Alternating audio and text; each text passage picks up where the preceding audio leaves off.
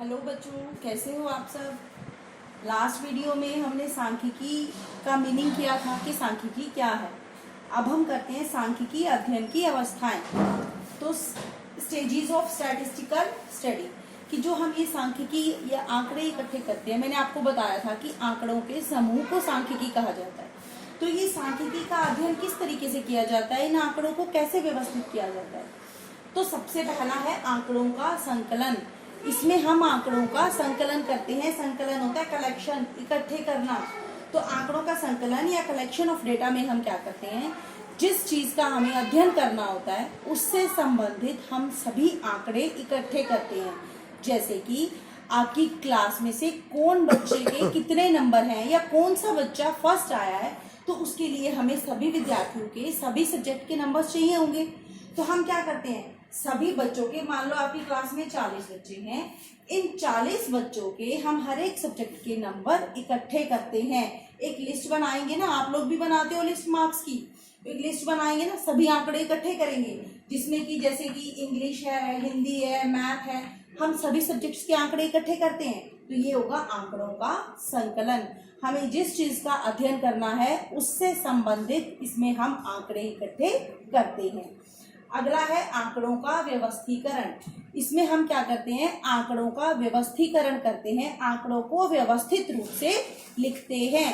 जैसे कि आपने जब आंकड़े इकट्ठे किए बच्चों के नंबर से संबंधित, तो आपने क्या किया, एक साथ सभी आंकड़े इकट्ठे कर लिए, इंग्लिश के, हिंदी के।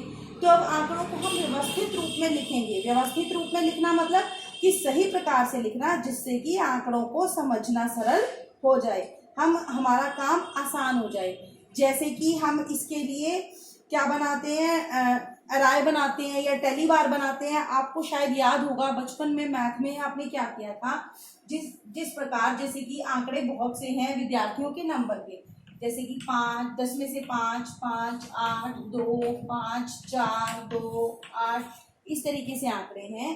तो उसके लिए आप क्या करते थे, मिलान रेखाएं इस्तेमाल करते थे। जैसे 5 कितनी बार आया, 3 बार, तो 1, 2, 3, इस तरीके से।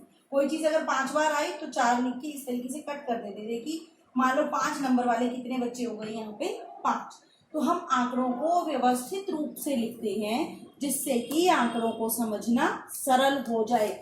इसमें तो हम केवल आंकड़े इकट्ठे किए, आपके पास अलग अलग लिस्ट है, इंग्लिश की अलग लिस्ट है, हिंदी की अलग लिस्ट है, मैथ की अलग है, इकोनॉमिक्स की अलग है।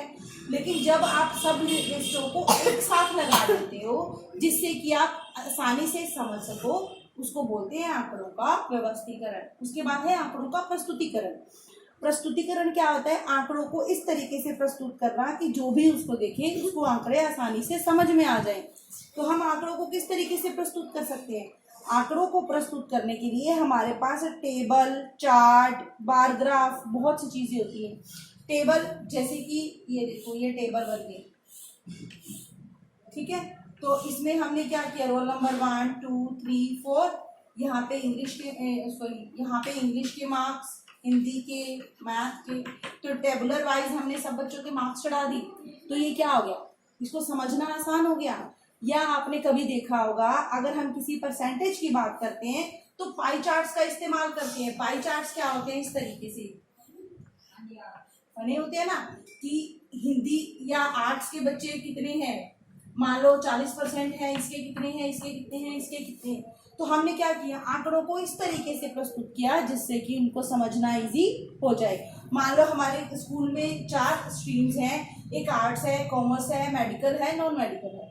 तो टोटल बच्चे 100 हैं। 100 में से 40 आर्ट्स में हैं, 30 कॉमर्स में हैं, कितने हो गए 70, और ये 15 किसमें है, मेडिकल और नॉन मेडिकल में। तो हमें आसानी से समझ में आ गया सिर्फ ये चार्ट देखकर। हमें सारे बच्चों का नाम और उनकी स्ट्रीम पढ़ने की आवश्यकता नहीं है। तो आंकड़ों को हम इस प्रकार प्रस्तुत करते हैं, चित्रों के माध्यम से, किसी तालिका या टेबल के माध्यम से, जिससे कि आंकड़ों को समझना सरल हो जाए। उसके बाद है आंकड़ों का विश्लेषण। जो आंकड़े हमने इकट्ठे किए उन आंकड़ों का हम क्या करते हैं, विश्लेषण, जिससे कि हम कुछ ना कुछ रिजल्ट निकाल सकें।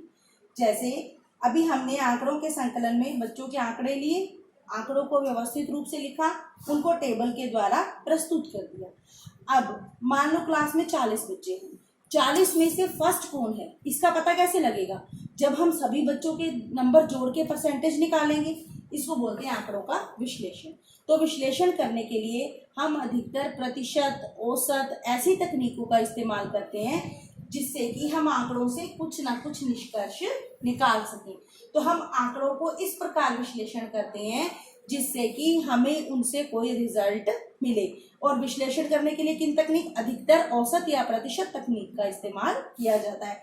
जैसे कि सभी बच्चे रोल नंबर 1 का ये टोटल हो गया, रोल नंबर 2 का, 3 का, 4 का, उसके बाद हमने परसेंटेज निकाली, तो जिसका टोटल सबसे अधिक होगा, जिसका प्रतिशत सबसे अधिक होगा, वही क्या होगा, फर्स्ट होगा।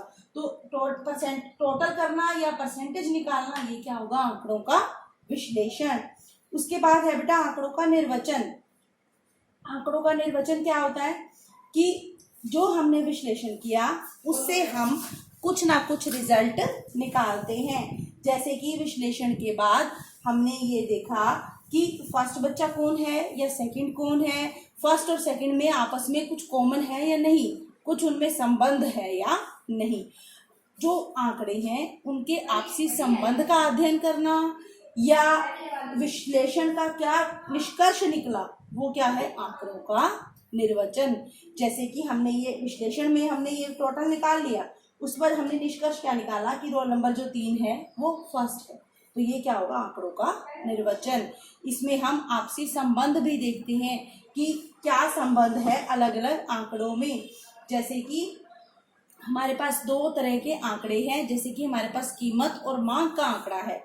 अगर किसी वस्तु की कीमत 5 रुपए है तो उसकी 10 वस्तुएं बिक रही हैं, लेकिन अगर वो सस्ती हो गई, 5 की जगह वो 4 की हो गई, तो अधिक लोग खरीदेंगे उसे, तो 10 की जगह उसकी सेल 13 हो गई।